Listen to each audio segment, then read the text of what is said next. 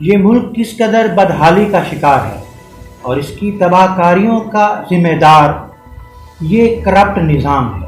اس نظام کو بدل کر ایک نیا نظام لانے کی ضرورت ہے، یہ کہنا ہے سید مظفر حسین شاہ صاحب کا، جو کہ ملیشیا میں سیٹل ہیں اور آج کل یہ پاکستان میں تشریف فرما ہیں۔ آئیے ان سے مخاطب ہوتے ہیں۔ السلام علیکم۔ وعلیکم السلام، کیسے ہو جی؟ جی الحمدللہ۔ شاہ صاحب 1947 سے لے کے اب تک پاکستانی قوم اس قدر بدحالی کا شکار ہے، اور اس کرپٹ نظام کو کیسے بدلا جا سکتا ہے، اور آپ کے پاس نیا نظام کیسا ہے، ذرا متعارف کرائیے گا۔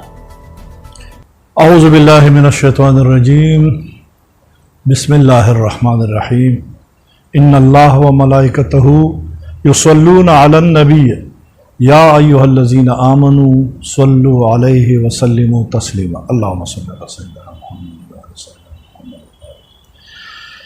یہ پاکستان، اسد اقبال صاحب، ایک ہندوستان تھا۔ یہ پاکستان الگ اس لیے ہوا کہ ہماری ایک الگ ایک ملک ملے جس میں سردار دو عالم صلی اللہ علیہ وآلہ وسلم کا نظام ہو۔ یہ پاکستان سردار دو عالم صلی اللہ علیہ وآلہ وسلم کی امانت ہے اور پاکستان بن گیا۔ اب 72 سال ہوئے ہیں کہ ہم تجربوں پہ تجربے کر رہے ہیں، نئے نئے لوگ آ رہے ہیں، نئے نئے نعروں کے ساتھ ادارے سارے تباہ و برباد ہو گئے ہیں اور کوئی حل نظر نہیں آتا۔ اور اب تو حالت آج کل ایسا ہے کہ ہر طرف ایک بند گلی ہے اور اندھیرا اندھیرا ہے۔ جب اندھیرا اس حد تک چا جائے کہ وہ فل فلج اندھیرا ہو، پھر اس کا کلیجہ پھٹ جاتا ہے اور اس میں نور نکلتا ہے۔ یہ ہے سنت۔ اب میں مختصر یہ کہوں گا کہ آج اگر کوئی چاہے تو پاکستان کو ہم اسمال یونٹس میں تقسیم کر دیتے ہیں۔ یونین کونسل کی سطح پہ تقسیم کر دیا، وہ فل فلیج گورنمنٹ ہوگا، وہ چھوٹے سطح پہ گورنمنٹ ہوگا۔ یہاں آپ کا بیت المال ہوگا، یہاں آپ کی ڈسپنسری ہوگی، علاج ہوگا، یہاں آپ کے ایگریکلچر اور تمام محکمے وہاں سے پھر اچھا جوڈیشل سسٹم میں قاضی یا جس کو آپ مجسٹریٹ کہتے ہیں یا جو بھی کہتے ہیں وہ بھی ادھر بیٹھا ہوگا، اور وہاں مطلب ہے تمام لوگوں کی لسٹیں ہوں گی، ان کا بلڈ گروپ ہوگا، ان میں پریگننٹ خواتین کتنے ہیں، ان لوگوں میں کیا مرض ہے، مرض کی تشخیص ہوگی، ریکارڈ پہ آئے گا، اور ڈاکٹر خود لوگوں کے پاس جائے گا، بجائے اس کے لوگ مرض میں مبتلا ہو جائے، مرض سے پہلے مرض کا تشخیص ہونا چاہیے۔ وہاں مثال طور ایک ڈسپنسری ہے، اس ڈسپنسری میں لوگ آتے ہیں، وہاں بیڈ جو ہے اس کے ساتھ رات کو ایک ڈیوٹی، دن کو ایک بندے کا ڈیوٹی، اور وہاں ان کا جو فیڈ ہے، خوراک ان کے یعنی مرض کے لیے، وہ بھی ادھر تیار ہوگا۔ اور اس کے علاوہ وہاں سارے لوگوں کے لسٹیں ہوں گی۔ کوئی ایسا یونین کونسل نہیں ہوگا جس میں ریکارڈ پہ ان لوگوں کا ریکارڈ موجود نہ ہو۔ اس کے ساتھ ایک یعنی مکمل ایک نظام قائم ہوگا کہ جتنے بیٹے ہیں اس میں بے روزگار کتنے ہیں، اپائج کتنے ہیں، اس میں بوڑھے کتنے ہیں، اس میں مطلب ہے کہ ایسے بچے جو تلیسیمیا وغیرہ کا وہ ہے وہ کتنے ہیں۔ یہ ریکارڈ جب آپ کے پاس آ جائے، پھر ڈاکٹر خود ان کے پاس جائے، ان کا تشخیص کرے، صاف پانی وغیرہ اس کا بندوبست کرے، اور اگر کسی کو مرض لگ جائے تو یہاں ڈسپنسری میں یا جو بیڈ لگے ہیں وہ ادھر آ جائیں، اور پھر نہیں ہو تو وہ ڈسٹرکٹ ہیڈ کوارٹر ہاسپٹل میں جائے۔ تو یہ ہیلتھ کا نظام میں تھوڑی جھلکی پہلے دکھاتا ہوں کہ کس طرح ہوگا۔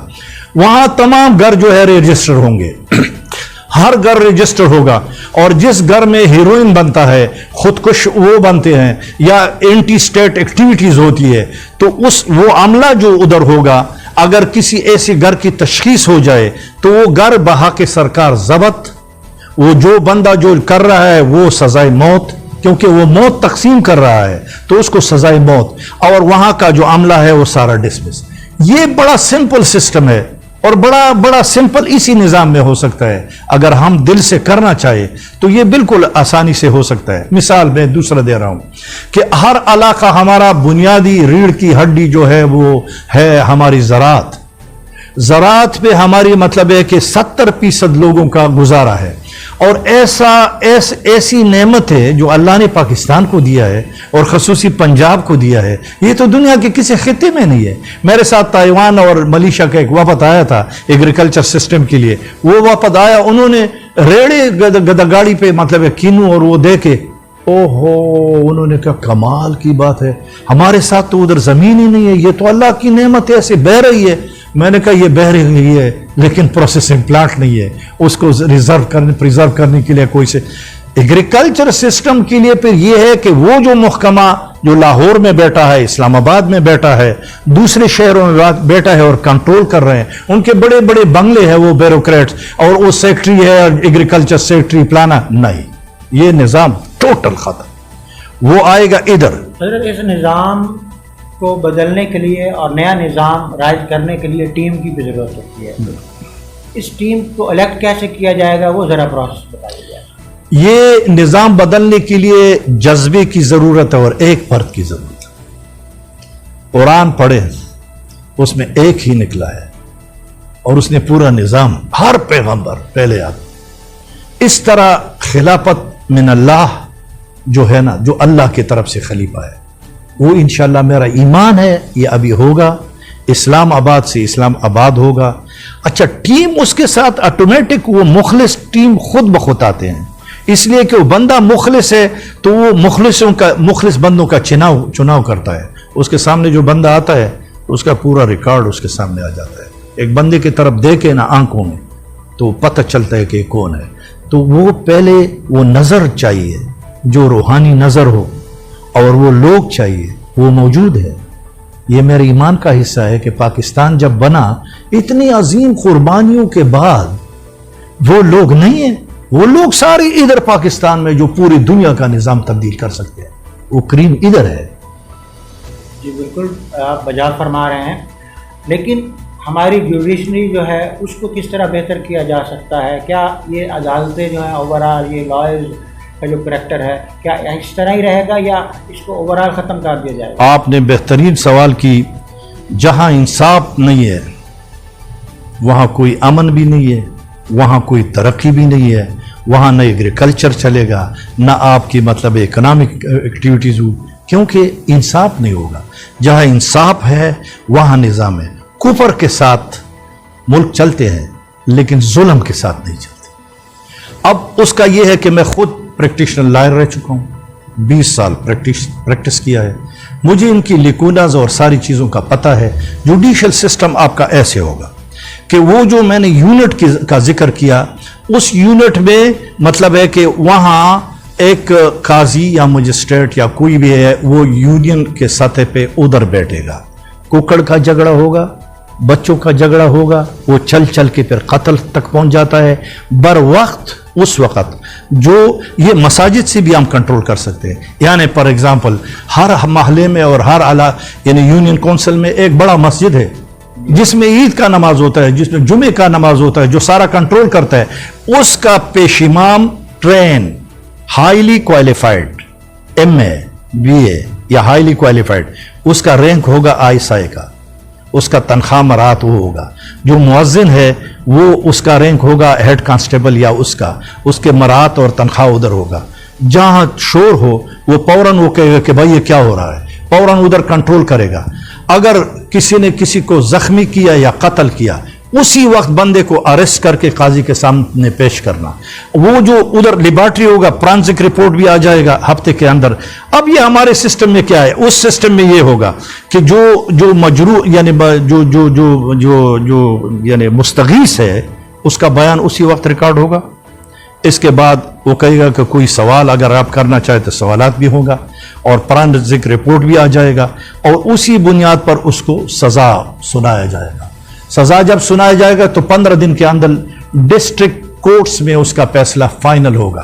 हर बंदा जो है अपने जिले के बाहर नहीं जाएगा। अगर मौजूदा निज़ाम में हम करना चाहते हैं तो 2 मिनट में हो जाएगा। सुप्रीम कोर्ट कैडर का जज जो है ना, वो डिस्ट्रिक्ट में बैठेगा और वो फाइनल अपील सुनेगा, और वो और हाई कोर्ट का जज उस कैडर का वो जो है वो सब डिवीजन में बैठेगा। सब डिवीजन में फैसला बुनियादी तौर पर ये ट्रायल करेगा, अपील पहले देखेगा कि इसमें अपील का कोई पॉइंट है या नहीं है। अगर अपील का पॉइंट है तो फिर लगे।